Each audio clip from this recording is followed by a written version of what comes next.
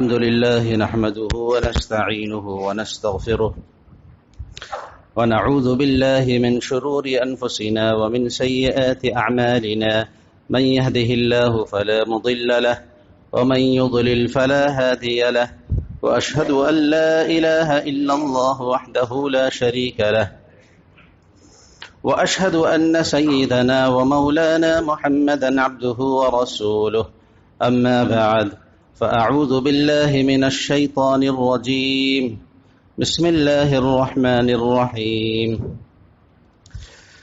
هو الذي أنزل عليك الكتاب منه آيات محكمات هن أم الكتاب وأخر متشابهات فأما الذين في قلوبهم زيغ فيتبعون ما تشابه منه ابتغاء الفتنة وابتغاء تأويله وما يعلم تأويله إلا الله والراسخون في العلم يقولون آمنا به كل من عند ربنا وما يذكر إلا أولو الألباب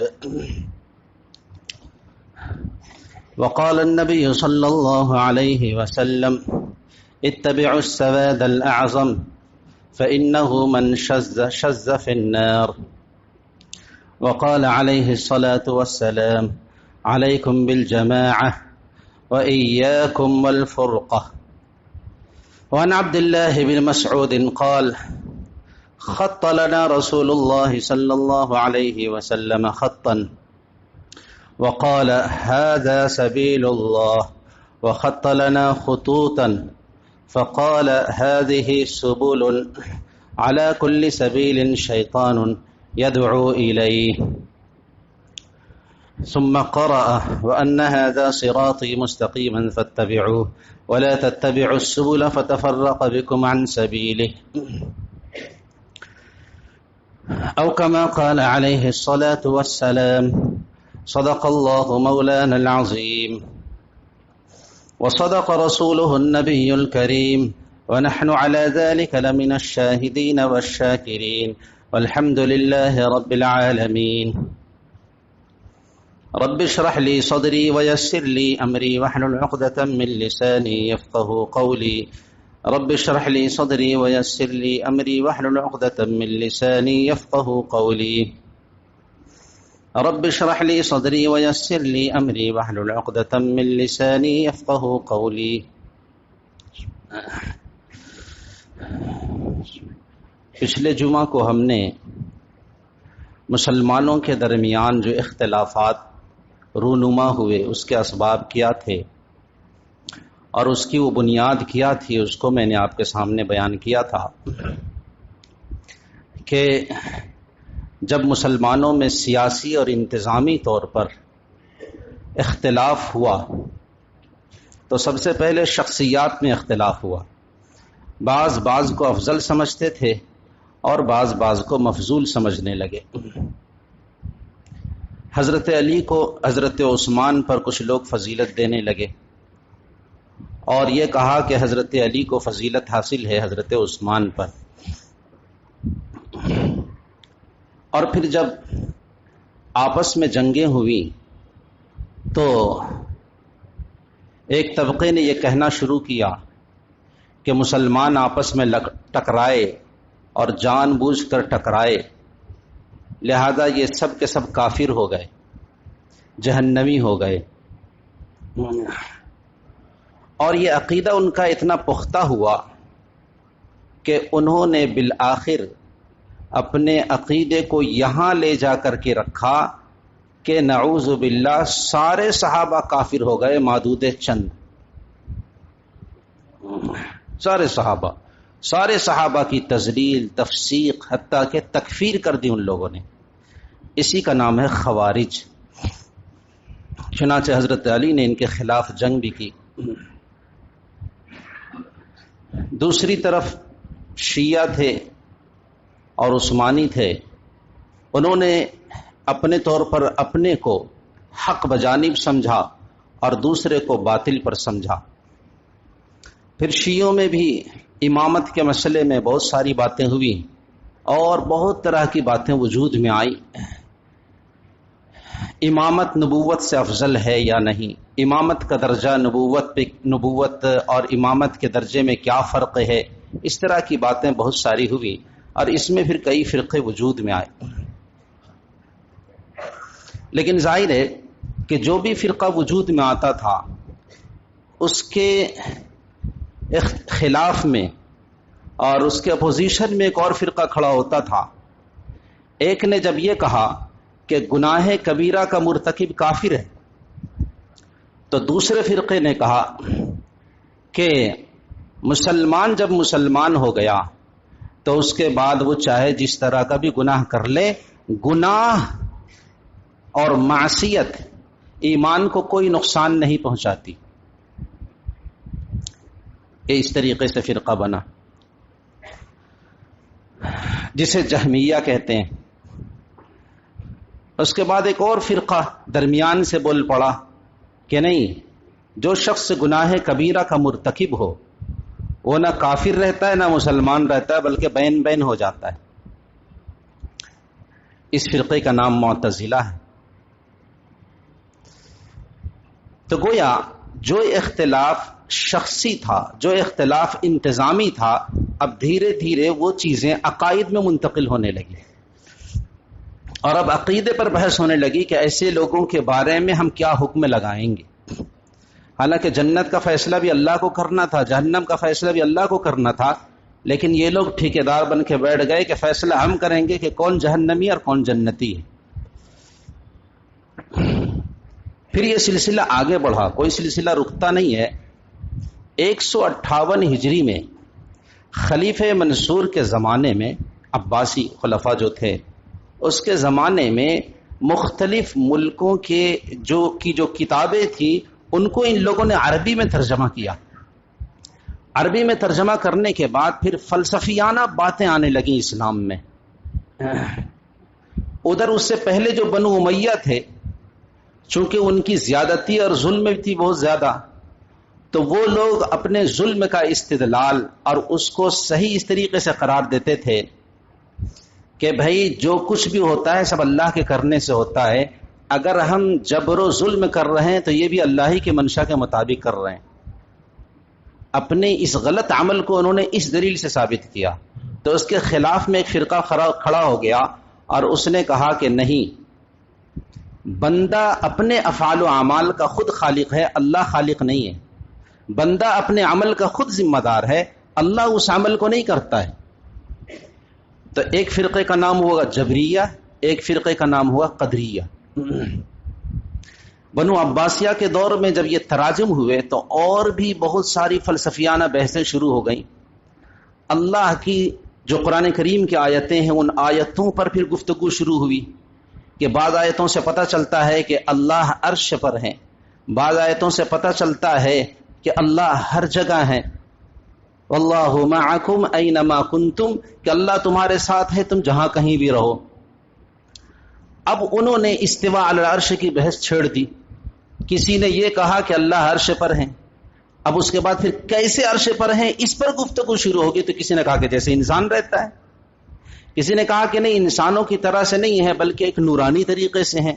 بہرحال اس طریقے سے اللہ کی ذات میں پھر گفتگو شروع کر دی.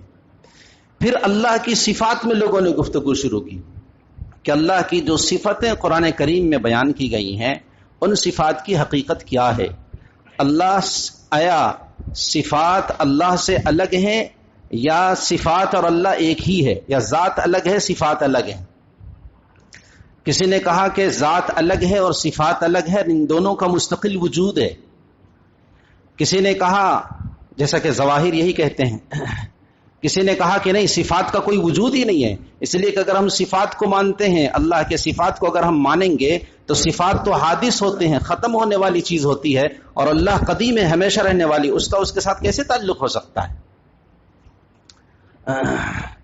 اس طریقے سے گفتگو شروع ہوئی اللہ کی صفات کے سلسلے میں. اور یہ کچھ فرقے تھے، کچھ کہیں سے کھڑا ہوتا تھا، کوئی کہیں سے کھڑا ہوتا تھا، کوئی کچھ پڑھ لیتا تھا اور گفتگو شروع کر دیتا تھا. اور ان سب کے ٹھوکر کھانے کی جو بنیادی وجہ ہے وہ آپ سمجھ لیں. ان سب کی جو بنیادی وجہ ہے وہ یہ ہے کہ انہوں نے ایک آیت پڑھی دوسری آیت سے آنکھ بند کر لی، حدیث کی ایک حدیث پڑھی اور دوسری حدیثوں سے صرف نظر انہوں نے کر لیا، قرآن و سنت کے سارے دلائل انہوں نے سامنے رکھ کر کے اس سے اخذ نہیں کیا کہ مسئلہ کیا بنتا ہے۔ تو اس طریقے سے یہ فرقے وجود میں آتے رہے، اور اصل یہ ہے کہ مذہب جو نام ہے وہ مذہب نام ہے ایمان اور عمل کا، اس کو آپ دوسرے لفظوں میں کہہ سکتے ہیں کہ عقیدہ اور عمل کا نام مذہب ہے۔ تو جو گویا دو چیزیں ہو گئی، ایک عقیدہ اور ایک عمل۔ عمل کے سلسلے میں مذہب نے ساری چیزیں یقینی اور قطعی طور پر اس کا جو طریقہ ہے وہ سب بیان کر دیا، اس میں کسی طرح کا کوئی اشتباہ نہیں ہے، کوئی شبہ نہیں ہے۔ ہم نماز کیسے پڑھیں گے، روزہ کیسے رکھیں گے، دیگر اعمال ہم کو کیسے کرنا ہے، اس سلسلے میں کوئی شبہ نہیں ہے۔ لیکن مذہب کا جو ایک دوسرا پہلو ہے جس کو ہم علم کہہ سکتے ہیں، جس کو ہم عقیدہ کہہ سکتے ہیں، اس علم میں اس کا دو حصہ ہے، ایک ہے مادی اور ایک ہے غیر مادی۔ یعنی مادی کا مطلب یہ ہوا کہ جس کو ہم حواس سے سمجھ سکتے ہیں، اور غیر مادی کا مطلب یہ ہوا کہ جس کو ہم حواس سے سمجھ نہیں سکتے ہیں، وہ تھوڑا سا اوپر کی چیزیں ہیں۔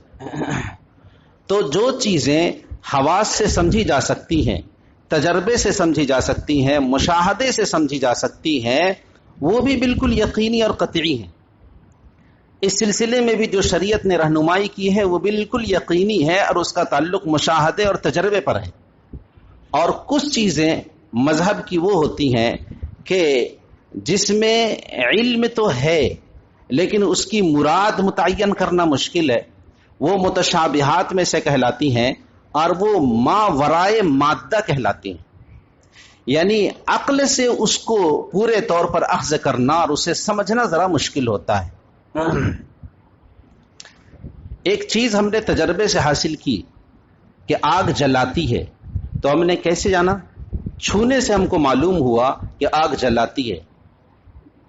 پانی پیاس کو بجھاتی ہے، یہ ہمیں کیسے معلوم ہوا؟ تجربے سے معلوم ہوا۔ اب یہ علوم ایسے ہیں جو بالکل یقینی اور قطعی ہیں، اور سائنس کی بنیاد اسی تجربے اور مشاہدے پر ہے۔ اور اسی لیے چونکہ انسان کے تغیر، اختلاف اور انقلابات کا سارا تعلق ان مادیات سے ہے، اسی لیے انسان اس مادیات چیزوں میں، مادی چیزوں میں وہ ترقی کرتا چلا جا رہا ہے۔ اور ایک دوسرا پہلو تھا جو ما ورائے عقل کہہ سکتے ہیں یا ما ورائے مادہ کہہ سکتے ہیں، کہ جو اوپر کی چیز تھی کہ جس میں عقل نہیں لگائی جا سکتی تھی اور جس کا سمجھنا دشوار تھا، تو اس میں انسان نے زیادہ دماغ لگانے کی کوشش کی۔ جیسے مثلا آج بعض لوگوں کا عقیدہ ہے کہ انسان جب مر جاتا ہے تو دوسرا جنم لیتا ہے، ایک عقیدہ ہے لوگوں کا، لیکن صرف اس عقیدے کی بنیاد پر کسی نے اپنی زندگی ختم نہیں کر دی کہ چلو اپنے آپ کو آگ کے حوالے کر دو یا اپنے آپ کو مار دو اور پھر دوسرا جنم تو ہو ہی جائے گا۔ اس کی وجہ سے کسی آدمی نے ایسا نہیں کیا۔ تو یہ چیز ایسی تھی اور یہ پہلو ایسا تھا کہ جس میں زیادہ بحث و تمہیز نہیں کرنا چاہیے اور زیادہ گفتگو نہیں کرنی چاہیے تھی۔ قرآن کریم کی آیت ہے، اس آیت کو آپ سمجھ لیں، آپ کو سمجھ میں آ جائے گا۔ هو الذي انزل عليك الكتاب منه آيات محكمات هن ام الكتاب واخر متشابهات۔ آل عمران کی شروع کی آیتیں ہیں جس میں اللہ تبارک و تعالیٰ کا ارشاد ہے کہ اللہ تبارک و تعالیٰ نے آپ پر قرآن کو نازل کیا، کتاب کو نازل کیا۔ ان میں کچھ آیتیں ایسی ہیں جو بالکل واضح ہیں، صاف ہیں، جن کی مراد معلوم ہے کہ اللہ کیا کہنا چاہتے ہیں اور کس طرح کا عمل بتا رہے ہیں۔ اور دوسری بعض آیتیں وہ ہیں کہ جو متشابہ ہیں، ان کی مراد متعین نہیں ہے یا معلوم نہیں ہے کہ اس کا مفہوم کیا ہے۔ آگے اللہ فرمائے دو طرح کی آیتیں ہو گئی۔ فَأَمَّا الَّذِينَ فِي قُلُوبِهِمْ زَيْغٌ، اللہ فرماتے ہیں کہ یہ جو دو طرح کی آیتیں ہیں، تو اس میں سے جو پہلی آیتیں ہیں جو واضح بینات ہیں، ہن ام الکتاب، یہی اصل کتاب ہے، یہی اصل اور بنیاد ہے۔ اور اللہ فرماتے ہیں کہ جس کے دل میں زیغ ہے، کجی ہے، ضلال ہے، گمراہی ہے، ایسے شخص کا کیا کام ہے کہ اللہ نے جن آیتوں کو متشابہات بنایا ہے وہ اس کے پیچھے پڑتے ہیں۔ فَيَتَّبِعُونَ مَا تَشَابَهَ، اور کیوں پڑھتے ہیں؟ مِنْهُ ابْتِغَاءَ الْفِتْنَةِ، کہ ان کا مقصد یہ ہے کہ ان آیتوں کے ذریعے سے وہ فتنہ پیدا کریں، نئی باتیں پیدا کر کے اور نئے طرح کے شکوک و شبہات پیدا کر کے مسلمانوں میں کنفیوژن پیدا کریں۔ اور دوسرا ان کا مقصد کیا ہے؟ وَابْتِغَاءَ تَأْوِيلِهِ، اور اس کا وہ مفہوم اور مطلب سمجھنا چاہتے ہیں، تو فتنہ کرنا چاہتے ہیں، یہ تو بالکل مفہوم صاف ہے۔ اور دوسرا یہ ہے کہ یہ لوگ اس سے مطلب سمجھنا چاہتے ہیں کہ اس کا مفہوم اور مطلب کیا ہے، تو اللہ فرماتے ہیں وَمَا يَعْلَمُ تَأْوِيلَهُ إِلَّا اللَّهُ، کہ اس کا مفہوم تو صرف اللہ ہی جانتا ہے، یہ کیوں پیچھے پڑے ہوئے؟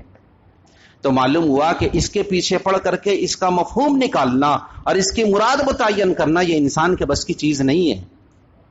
وَالرَّاسِخُونَ فِي الْعِلْمِ، اور جو مضبوط اہل علم ہیں، جو اللہ پر ایمان رکھنے والے مضبوط اور راسخین فی العلم ہیں، جن کو اللہ نے اسلام کا علم دیا ہے، اسلام کا فہم انہیں دیا ہے، وہ کیا کہتے ہیں؟ یقولون آمنا بہ، وہ یہ کہتے ہیں ان آیتوں کو دیکھ کر کے کہ ہم اس پر ایمان لائے، سب کچھ اللہ ہی کی طرف سے ہے، جو آیات محکمات ہیں وہ بھی اللہ کی طرف سے ہیں، جو آیات متشابہات ہیں وہ بھی اللہ کی طرف سے، اور ہم دونوں پر ایمان لاتے ہیں۔ وما یذکر الا اولو الالباب، اور نصیحت تو صرف عقل مند ہی حاصل کرتے ہیں، دوسرے لوگ حاصل نہیں کرتے۔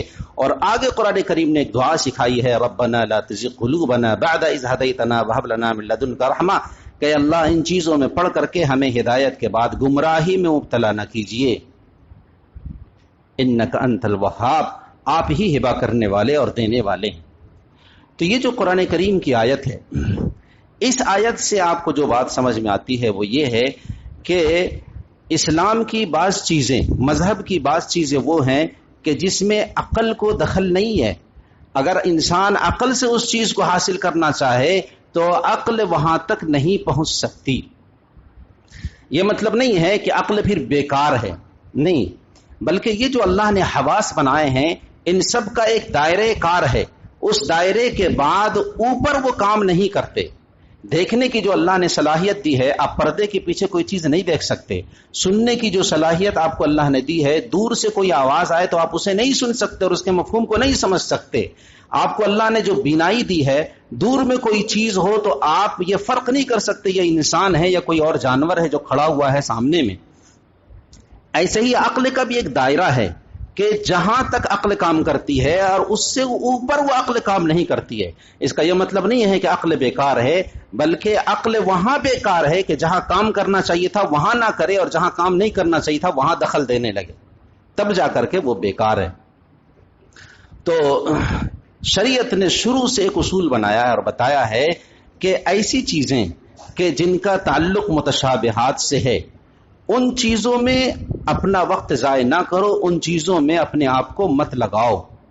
تقدیر کا مسئلہ اور اللہ تبارک و تعالی کی صفات کا جو مسئلہ ہے، اس سلسلے میں تم نہ پڑھو کہ جس میں اللہ تبارک و تعالی کا استواء علی العرش کا مثلا مسئلہ ہے، یا اللہ کے لیے ہاتھ کو ثابت کیا گیا، اللہ کے لیے بصارت کو ثابت کیا گیا ہے کہ اللہ دیکھتے ہیں، اللہ کے لیے سننے کے سلسلے میں سننے کی صفت ثابت کی گئی ہے۔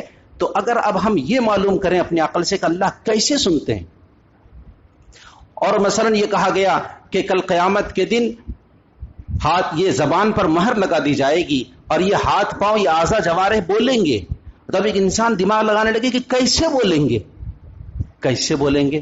تو بھائی زبان کو کس نے گویائی دی، آنکھوں کو کس نے بینائی دی؟ تو یہ جو چیزیں ہیں، ان چیزوں میں انسان جب غور کرے گا تو انسان ٹھوکر کھائے گا۔ اسی لیے قرآن کریم میں جو اللہ کی صفات بیان کی گئی ہیں تو اس میں دو طرح کی بات ہے۔ ایک تو اللہ کے بارے میں کہا گیا ان اللہ سمیع بصیر، کہ اللہ سننے والا ہے، جاننے والا ہے۔ اس کے بعد دوسری طرف اللہ فرماتے ہیں لیس کمثلہ شیء، کہ اس جیسا کوئی چیز ہے ہی نہیں. گویا اللہ کا جو سننا ہے وہ اس طرح سے نہیں ہے جیسا تم سمجھتے ہو، اللہ کا دیکھنا اس طرح سے نہیں ہے جیسا کہ تم سمجھتے ہو. تو ایک طرف اللہ کے لیے صفات بھی ثابت کیے گئے ہیں جو انسانوں والے صفات ہیں، لیکن دوسری جگہ پھر قرآن کہتا ہے کہ ایسا نہیں ہے جیسا تم سمجھتے ہو، بلکہ وہ ماورائے عقل ہے، وہ تمہاری عقل میں بات نہیں آ سکتی ہے، لہذا تم اس پر ایمان لاؤ کہ لہو سمع لا کسمعنا، لہو بصر لا کبصرنا، کہ اللہ کے لیے سماعت ہے لیکن ایسا نہیں جیسا کہ ہم سنتے ہیں، اور اللہ کے لیے بصارت ہے لیکن اس طرح سے نہیں جیسا کہ ہم دیکھتے ہیں، اور اللہ کے لیے ہاتھ ہے لیکن ایسا نہیں جیسا ہم سمجھتے ہیں، اور اللہ نے اپنے لیے جو پیر کا ذکر کیا ہے مثلا تو اللہ کے لیے پیر ہے لیکن ایسا نہیں جیسا ہم سمجھتے ہیں. یہ ہے وہ اسلم طریقہ کہ جس کو تمام اہل سنت والجماعت کے علماء نے شروع سے لے کر کے آج تک، صحابہ سے لے کر کے آج تک بیان کرتے چلے آئے ہیں. اور اسی لیے حضرت عبداللہ بن مسعود کی روایت ہے کہ کہتے ہیں کہ اللہ کے نبی صلی اللہ علیہ وسلم نے ایک خط کھینچا، سیدھا سا خط کھینچا، اور خط کھینچ کر کے فرمایا کہ دیکھو یہ اللہ کا راستہ ہے، اور اس کے بعد اس کے بغل میں کئی خطوط کھینچے اور فرمایا کہ یہ کئی راستے ہیں، اور ہر ایک راستے پر شیطان بیٹھا ہوا ہے، اور سنو. اس کے بعد قرآن کریم کی آیت پڑھی وَأَنَّ هَذَا صِرَاطِي مُسْتَقِيمًا فَاتَّبِعُوهُ، کہ یہ میرا راستہ ہے، سیدھا راستہ، تم اس کی اتباع کرو. وَلَا تَتَّبِعُوا السُّبُلَ، اور یہ جو کئی راستے نکل پڑے ہیں ان راستوں میں تم نہ چلو ورنہ تم گمراہ ہو جاؤ گے، بھٹک جاؤ گے، ختم ہو جاؤ گے. تو حاصل کیا نکلا؟ حاصل یہ نکلا کہ وہ جو آیات متشابہات ہیں کہ اللہ کے لیے جو صفات ثابت کی گئی ہیں ان پر ہمیں بغیر کسی کیفیت کے ایمان لانا چاہیے. بس اب ایک فرقہ اس طرح کی باتیں کر رہا تھا، ایک فرقہ ادھر اس طرح کی باتیں کر رہا تھا، یہ چھوٹے چھوٹے فرقے تھے جو بات کر رہے تھے اور اللہ کی صفات کو عقلی دلائل سے ثابت کر رہے تھے یہ، اور جہاں عقل ان کی کام نہیں کر رہی تھی وہاں وہ انکار کر دے رہے تھے. اسی لیے کئی فرقے وجود میں آ گئے. ان میں جو امت کا جو بڑا طبقہ تھا جس کو سواد اعظم کہتے ہیں، جس کو اللہ کے نبی صلی اللہ علیہ وسلم نے اور بعد کے صحابہ نے جن کو اہل السنہ کہا، اہل السنہ والجماعہ کہا، سواد اعظم کہا، اور جماعت کا لفظ جن کے لیے اللہ کے نبی نے استعمال فرمایا، وہ سارا طبقہ امت کا اس بات پر متفق تھا کہ بھائی قرآن میں جو باتیں آئی ہیں وہ حق ہیں، ہماری عقل میں آئے تو بھی، ہماری عقل میں نہ آئے تو بھی، بس یہی اسلم طریقہ ہے. ورنہ کسی بھی عقیدے کو اگر دلائل کے ذریعے سے، مثلا عقل کے ذریعے سے آپ ثابت کریں گے، عقل کے زور سے آپ ثابت کریں گے، تو آج آپ ایک چیز کو عقل سے ثابت کر رہے ہیں، کل آپ سے کوئی زیادہ عقل مند شخص آئے گا، وہ اپنے دلائل سے اور اپنی عقل سے کچھ اس کو توڑ دے گا اور وہ نئی باتیں پیدا کرے گا، تب تم کیا کرو گے؟ عقیدے بدل دو گے؟ تو کہنے والوں نے کچھ نہیں چھوڑا. جنت کا اختلاف، جہنم کا اختلاف، قرآن کے مخلوق ہونے نہ ہونے کا اختلاف، امامت کے مسئلے میں اختلاف، صفات الہیہ کے سلسلے میں اختلاف، استواء علی العرش کے سلسلے میں اختلاف، بے شمار اختلافات ہیں جو ہوئے ہیں. لیکن یہ وہی کچھ لوگ ادھر کھڑے ہو گئے، کچھ لوگ دو چار ادھر ہیں، دو چار ادھر ہیں، دو چار ادھر ہیں، لیکن جو سواد اعظم تھا وہ اس پر تھا آمنا بما انزل اللہ، کہ جو کچھ اللہ نے نازل کیا ہم اس پر ایمان لاتے ہیں. اور جیسا کہ اسلام کا کہنا ہے کہ اسلام نامی ہے کہ جو کچھ نبی صلی اللہ علیہ وسلم سے ثابت ہے اور جس کو وہ لے کر کے آئے ہیں قطعی اور یقینی طور پر، اس پر ایمان لانا، بس یہی ایمان اور اسلام ہے. اور بقیہ جتنی بحثیں ہیں وہ سب بحثیں سب عقل کی پیداوار ہے، ان کا ایمان و اسلام سے کوئی تعلق نہیں. لہذا عقائد کی کتابوں میں، جو علم کلام کی کتابوں میں جو بہت ساری بحثیں ہیں اللہ کے وجود اور ثبوت کے سلسلے میں، کچھ نہیں ہے. یہ ساری بحثیں ان عقلی لوگوں کے جواب دینے کے لیے ہیں اور ان کو علماء پڑھیں گے. اور آپ کا کام کیا ہے؟ آپ کا کام یہ ہے کہ جو کچھ اللہ نے فرمایا ہم اس پر ایمان لاتے ہیں، اور جو کچھ ہمارے نبی نے ارشاد فرمایا ہم اس پر ایمان لاتے ہیں، اور بس یہی ایمان ہے اور یہی اسلم طریقہ ہے. اسی لیے صحابہ سے لے کر کے بعد کے زمانے تک جو علماء امت گزرے ہیں، ان میں امام مالک رحمہ اللہ ان سے انہوں نے جو ان کا جو قول ہے وہ فرماتے ہیں الکلام فی الدین اکرہہ ولا یزال اہل بلدنا یکرہون وَأُحِبُّ الْكَلَامَ وَلَا أُحِبُّ الْكَلَامَ إِلَّا فِي مَا تَحْتَهُ عَمَلٌ کہ یہ جو گفتگو ہے متشابہات کے سلسلے میں ہم اس میں گفتگو کو ناپسند کرتے ہیں، اور ہمارے شہر والے یعنی مدینہ منورہ والے بھی اس کو پسند نہیں کرتے ہیں. ہم تو صرف اس پر گفتگو کرتے ہیں کہ جس کے نیچے عمل ہو، کوئی عملی بات ہو، کرنے کی بات ہو، تم اس میں گفتگو کرو، اس کے علاوہ کچھ نہیں. امام بخاری رحمہ اللہ خود فرماتے ہیں وَأَنَّهُمْ كَرِهُوا الْبَحْثَ وَالتَّنْقِيبَ عَنِ الْأَشْيَاءِ الْغَامِضَةِ إِلَّا جَاءَ فِيهِ الْعِلْمُ کہ یہ جو اس طرح کی غامض چیزیں ہیں اور جو متشابہات ہیں اس میں بات نہیں کرنی چاہیے آدمی کو، بلکہ جس میں عمل ہے، جس میں علم ہے، جس میں نبی کی رہنمائی اور ہدایت ہے، بس صرف اس پر انسان بات کرے. امام ترمذی فرماتے ہیں والمذهب في هذا عند اهل العلم، اور اس کے بعد نام ذکر کیا ہے مثل سفیان الثوری وسفیان ابن عیینہ ووکیع ابن الجراح وابن المبارک، وہ سب حضرات جو بڑے بڑے حضرات ہیں وہ کہتے ہیں انہم رووا هذه الاشیاء وقالوا نروی ونؤمن ولا يقال کیف کہ یہ جو حدیثوں میں متشابہات کی باتیں آئی ہوئی اللہ کی صفات کے سلسلے میں، تو ہم ان حدیثوں کو نقل کریں گے اور بیان کریں گے، لیکن پھر ہم یہ سوال نہیں کریں گے کہ کیسے، یعنی اللہ کے دیکھنے کے سلسلے میں گفتگو ہے تو ہم یہ نہیں سوال کریں گے پھر کہ اللہ کیسے دیکھتے ہیں. اللہ کے ہاتھ کے سلسلے میں گفتگو ہے تو ہم یہ نہیں کہیں گے کہ اللہ کا ہاتھ کیسا ہے، یہ کیفیت کا سوال بدعت. اور حضرت طاؤس کا قول ہے ان اللہ افترض علیکم فرائض فلا تضیعوها کہ دیکھو اللہ نے کچھ فرائض تم پر نازل کیے ہیں، تم انہیں ضائع نہ کرو. وحد لکم حدودا فلا تغیروها اور اللہ نے کچھ حدود تمہارے لیے مقرر کیے ہیں، تم انہیں نہ بدلو. وَنَهَاكُمْ عَنْ أَشْيَاءَ فَلَا تَنْتَهِكُوهَا کچھ چیزوں سے اللہ نے تم کو منع کیا ہے، تم اس ممانعت سے آگے نہ بڑھو اور انہیں خراب نہ کرو، انہیں برباد نہ کرو. وَسَكَتَ عَنْ أَشْيَاءَ مِنْ غَيْرِ نِسْيَانٍ فَلَا تَكَلَّفُوهَا اور اللہ نے بہت ساری چیزوں کو بیان کیا اور کچھ چیزوں کو اللہ نے بیان نہیں کیا، خاموشی اختیار کی، تو تم اس کے تکلف میں نہ پڑو، زبردستی کھود کرید میں نہ پڑو. اصحاب کہف کے کتے کے سلسلے میں قرآن نے بیان کیا کہ ایک کتا تھا. اب آپ اس بحث میں ہیں کہ کتا کس رنگ کا تھا، اللہ نے بیان کیا ہے. ہم اس چکر میں لگے ہوئے ہیں کہ چونکہ وہاں کا موسم ایسا تھا، اس طریقے سے تھا، اس زمانے میں ایسا پایا تھا، تو کتا اس رنگ کا ہو سکتا ہے. دوسرا آدمی الگ انداز سے گفتگو کر کے کہے گا نا تم غلط بولتے ہو، اس انداز کا کتا ہوگا. کوئی کہے گا کہ دم اس کی لمبی تھی کہ چھوٹی تھی، اس علاقے کے حساب سے چھوٹی ہونی چاہیے. بولا نہیں، میں جانتا ہوں آب و ہوا کے حساب سے وہ دم اس کی لمبی تھی. تو کہاں جا کر کے رکے گا انسان؟ تو اللہ نے جس کو بیان نہیں کیا، اللہ نے جہاں خاموشی اختیار کی، اس پر ہم گفتگو کیوں کریں گے؟ اور فرمایا رحمت من ربکم فاقبلوها یہ سب اللہ کی طرف سے رحمت ہے. جتنی باتوں کو بیان کیا گیا بس اس سے زیادہ آگے نہیں، اس کو تم قبول کرو، اس سے آگے نہ بڑھو. شاہ ولی اللہ رحمہ اللہ بھی یہی بات فرماتے ہیں، علامہ ابن حجر بھی یہی بات فرماتے ہیں، امام احمد بھی یہی بات فرماتے ہیں، جتنے بھی ہمارے ائمہ ہیں سب کی یہی باتیں ہیں. اور امام مالک رحمہ اللہ سے ایک سوال کیا گیا استواء علی العرش کے سلسلے میں کہ حضرت قرآن نے کہا الرحمن علی العرش استوا کہ رحمان عرش پر استوا یعنی متمکن ہے. تو کتابوں میں لکھا ہے کہ امام مالک رحمہ اللہ نے سر جھکا لیا اور اس کے بعد جواب دیا کہ سنو الاستواء معلوم والکیف مجہول والایمان به واجب والسؤال عنه بدعۃ. عجیب بات جو اہل سنت والجماعت کا عقیدہ اس کو بیان کیا کہ دیکھو جو قرآن نے استوا کا لفظ استعمال کیا، یہ استوا ہم کو معلوم ہے لیکن اس کی کیفیت کیا ہے یہ معلوم نہیں. اور سنو اس پر ایمان لانا واجب ہے، اور سنو اس استوا کے بارے میں سوال کرنا بدعت ہے.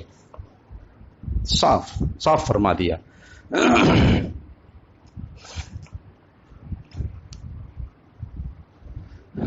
یہ جو طبقہ ہے سواد اعظم جسے کہیں گے، جسے ہم اہل السنہ والجماعہ کہہ رہے ہیں، یہی ہے جس نے ان چیزوں کو صاف کیا اور کہا کہ جو چیز جیسے نازل ہوئی بس اس کو عقل کی کسوٹی پر اور عقل کے ترازو پر تولنے کی ضرورت نہیں ہے، اس کو اسی طریقے سے تسلیم کر لینا ایمان ہے، اسلام ہے، دین ہے، اور بس۔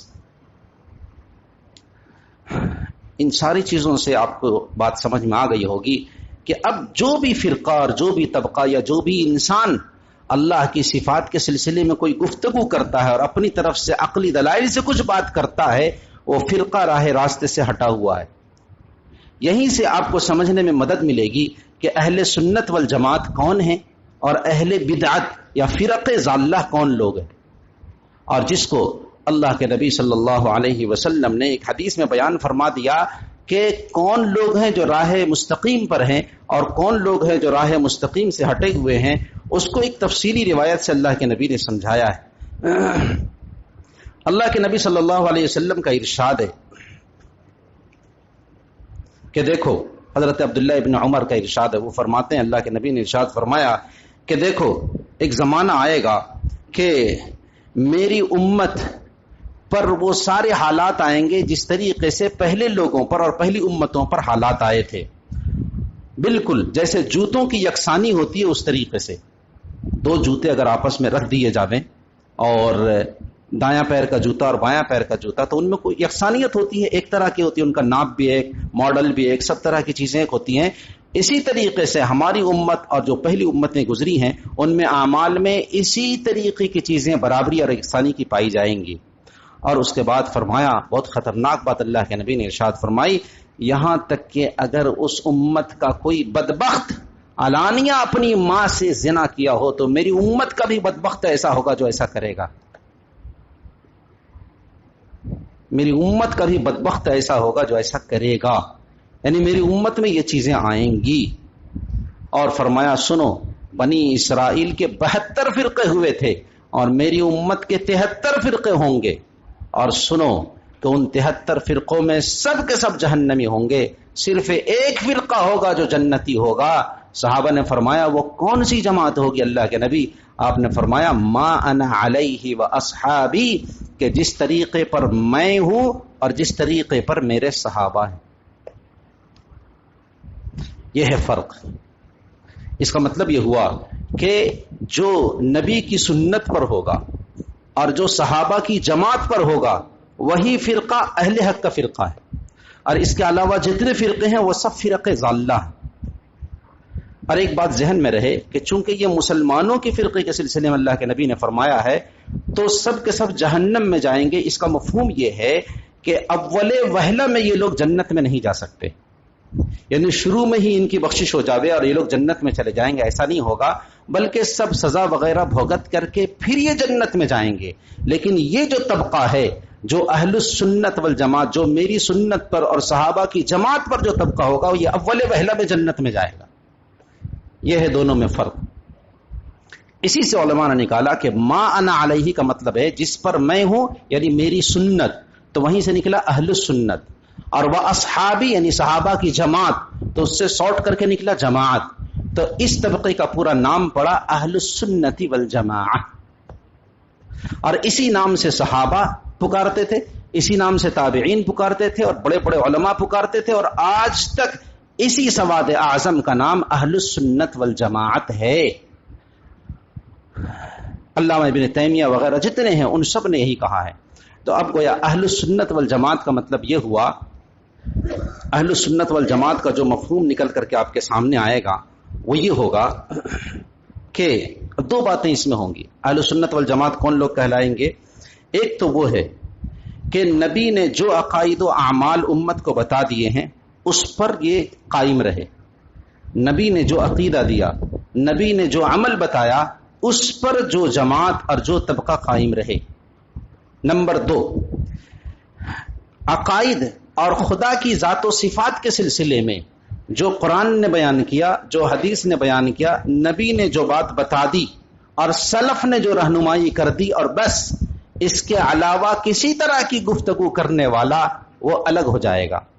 تو جو عقائد میں اور صفات الہیہ میں اللہ کی ذات و صفات کے سلسلے میں وہی عقیدہ رکھے جو قرآن میں جتنا بیان ہوا، حدیث میں جتنا بیان ہوا، سلف نے جتنا بیان کر دیا ہے، صحابہ نے جو سمجھا دیا ہے، اور بس. تو عقائد اور عمل دونوں میں صحابہ کے نقش قدم پر چلنے والا ایسے شخص کو اہل سنت والجماعت میں داخل کریں گے، اور ایسا طبقہ یہ اہل سنت والجماعت کہلاتا ہے. یہ بنیاد ہے. اب اس کا مطلب یہ نکلے گا کہ اہل سنت والجماعت کی ہر ایک سے لڑائی رہے گی. جب یہ طبقہ ایسا ہے کہ جو نبی کی سنت پر ہے اور صحابہ کی جماعت پر ہے، تو جو بھی نبی کی سنت سے ہٹا ہوا ہوگا اس کی اس سے لڑائی ہوگی، جو صحابہ کی جماعت سے ہٹا ہوا ہوگا اس کی اس سے لڑائی رہے گی. لہذا ہم لوگوں کی ہر ایک سے لڑائی ہے، ہر فرقے سے لڑائی ہے. وہ کچھ کہے گا تو بولے بھائی یہ قرآن میں نہیں ہے، تم غلط بولتے ہو. وہ کچھ کہے گا صحابہ کے سلسلے میں تو ہم کہیں گے کہ تم غلط کہتے ہو، قرآن و سنت میں یہ بات نہیں ہے. وہ صفات الہیہ کے سلسلے میں کوئی گفتگو کرے گا تو ہم کہیں گے کہ تم غلط کہتے ہو، قرآن و سنت سے یہ اس طرح کی صفات اللہ کے لیے ثابت نہیں ہوتی ہے، یہ ثابت ہوتی ہے، تم اپنے عقلی دلائل سے دوسری بات کہتے ہو. تو اس لیے چاہے وہ فرقہ جہمیہ ہو، فرقہ معتزلہ ہو، خوارج ہو، اور جو دوسرے اور بھی فرقے ہیں جو پھر موجودہ زمانے میں وجود میں آئے، ان سب سے اس طبقے کی لڑائی رہتی ہے. اس لیے کہ یہ اہل سنت والجماعت ہے، یہ حق پر ہے، اور یہ تب سے لے کر کے آج تک چلا آ رہا ہے کہ امت کا سواد اعظم اس نے یہی فیصلہ کیا. صحابہ کے اختلافات اور بعد میں جو اختلافات ہیں ان سب میں جو قرآن و سنت کی بات تھی صرف اس کو سامنے رکھا اور دوسرے کو سامنے نہیں رکھا. اور اہل سنت والجماعت کوئی فرقہ نہیں ہے، بقیہ جتنے ہیں وہ سب فرقے ہیں، سب فرقے ہیں. کوئی صحابہ کو برا بھلا کہتا ہے، کوئی اجماع کے سلسلے میں گفتگو کرتا ہے، کوئی قرآن کے سلسلے میں گفتگو کرتا ہے، کوئی سنت کے سلسلے میں گفتگو کرتا ہے، کوئی صفات الہیہ کے سلسلے میں گفتگو کرتا ہے، کوئی قرآن کریم کی کسی آیت کے سلسلے میں شک و شبہ کا اظہار کرتا ہے، کوئی جنت کے سلسلے میں، کوئی جہنت کے سلسلے میں، کوئی حدیثوں کی سند کے سلسلے میں گفتگو کرتا ہے. تو یہ جتنے گفتگو کرنے والے ہیں یہ سب راستے سے ہٹے ہوئے ہیں، اور جو طبقہ گفتگو نہیں کرتا ہے وہ امت کا بڑا طبقہ ہے. تو آپ دیکھیں گے، آپ خود اپنے ہندوستان میں غور کریں گے تو آپ کے سمجھ میں آ جائے گا کہ فلاں فرقہ وہ تھوڑا سا ہے، وہ فلاں فرقہ وہ تھوڑا سا، وہ تھوڑا سا سب. لیکن جو مسلمانوں کا جو بڑا طبقہ ہے وہ سب اس بات پر متفق ہے کہ نبی حق ہے، رسول حق ہے، اللہ حق ہے، کتاب ایک ہے، اور اس میں جو کچھ بھی بیان کیا گیا اس پر ہم ایمان لاتے ہیں. باقی اور چیزیں اللہ کہاں ہیں، نہیں ہے، صفات کیا ہیں اللہ کے، نہیں ہے، بھئی ہم بس مجموعی طور پر ایمان لاتے ہیں کہ جو کچھ اللہ نے فرما دیا، نبی نے جو کچھ بیان کر دیا، اس پر ہمارا ایمان ختم.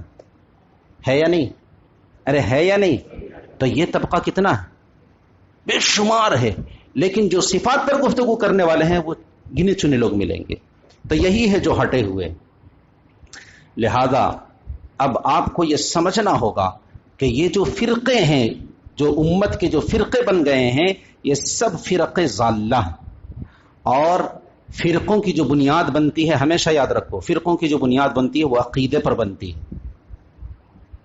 فروعی اختلافات فرقے کو جنم نہیں دیتے. فرقے کو جو جنم دیتے ہیں وہ نظریاتی اختلافات ہوتے ہیں، عقیدے کے اختلافات ہوتے ہیں. آج جو ہمارے یہاں بہت سے فرقے پائے جاتے ہیں جو فروعی اختلاف کو لاتے ہیں، رفع یدین کو لاتے ہیں، آمین بالجہر کو لاتے ہیں، قرات خلف الامام کو لاتے ہیں، تو ہم یہ سمجھتے ہیں کہ یہ تو حدیث میں یہ بھی ہے، یہ بھی ہے، اس میں اختلاف کر رہے ہیں. نہیں، آپ نے نہیں سمجھا. ان کا ہم سے اختلاف فروعی اختلاف نہیں ہے، ہمارا ان سے اختلاف عقیدے کا اختلاف ہے. لیکن وہ نہ اس کو ظاہر کرتے ہیں نہ آپ اس کو سمجھتے ہیں. اصل ہم کو یہی چیز سمجھانی ہے کہ آپ اس کو سمجھیں کہ ہمارا جو دیگر لوگوں سے جو اختلاف ہے وہ عقیدے کا اختلاف ہے، کہ نہ ان کا عقیدہ قرآن سے میل کھاتا ہے، نہ سنت سے میل کھاتا ہے. جس آیت کو وہ پیش کرتے ہیں اس کے خلاف دوسری آیت موجود ہے، تو پھر عقیدہ کیا بنے گا؟ جو لوگ کہتے ہیں کہ اللہ عرش پر متمکن ہے، تو وہ جس آیت میں مذکور ہے کہ اللہ ہر جگہ ہے، اس کا کیا جواب ہوگا؟ پھر اس میں وہ تعویل کریں گے. کیوں تعویل کرو گے بھائی؟ تم کون ہوتے ہو تعویل کرنے والے؟ اور ہم کہیں گے کہ نہیں، جو بات بیان ہوئی بس وہی ہے، اس کے علاوہ اور کچھ نہیں ہے. تو لہذا نہ کوئی تعویل ہے نہ کوئی کیفیت کا بیان ہے، یہی طبقہ حق پر ہے. اسی لیے اس طرح کے فرقوں سے ہمیشہ ہوشیار رہنے کی ضرورت ہے. اور انشاءاللہ میں ان چیزوں کو بیان کر کے آپ کو صاف کروں گا کہ عقائد میں کیا کیا کمی ہے اور کہاں کہاں سے وہ لوگ در آتے ہیں اور کہاں کہاں سے ان لوگوں نے گمراہی حاصل کی ہے اور وہ امت کے اجماع سے وہ کس طریقے سے ہٹے ہوئے ہیں، اس کی وجہ سے وہ فرق ضالہ میں ہیں۔ لیکن ہاں یہ بات یاد رہے کہ ہم انہیں کافر نہیں کہتے، ہم انہیں کافر نہیں کہتے، بلکہ ہم انہیں فرق ضالہ میں شمار کرتے ہیں، جس کو اللہ کے نبی نے فرمایا کہ 73 فرقے ہوں گے کہ 72 فرقوں کا حال دوسرا ہوگا، اور ایک طبقہ ہوگا، ایک فرقہ ہوگا جو جنتی ہوگا، یعنی اہل اول وہلہ میں وہ جنت میں جائے گا۔ تو اصل صراط مستقیم پر کون ہے اور راہ راستے سے بھٹکا ہوا کون ہے؟